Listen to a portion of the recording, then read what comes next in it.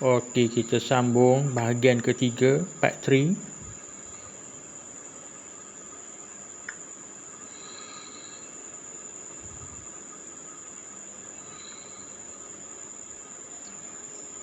Di level tinggi ni tak ada cara lain dah, ya.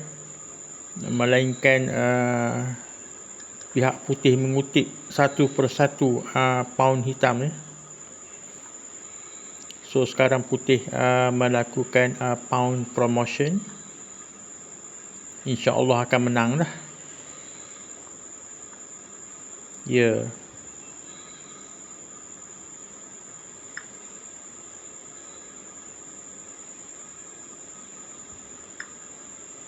Okey.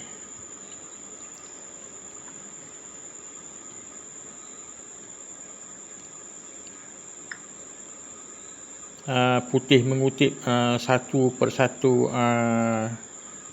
budak hitam, black pawn ya.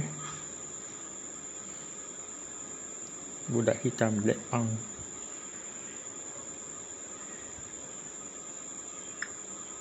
So mudahlah tugas checkmate di pihak pasukan putih.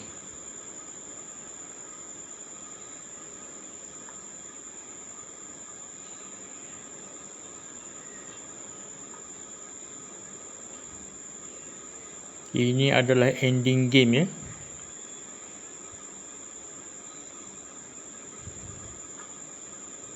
Okey.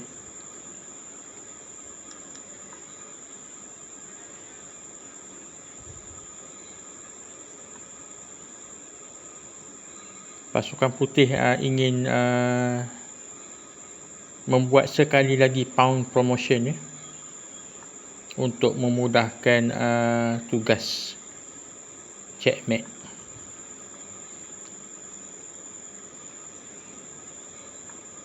Okey, anda lihat white pawn terus mara ke depan ya. Sekadar mengambil castle ya. Iklan. Okey, iklan. Okey, iklan.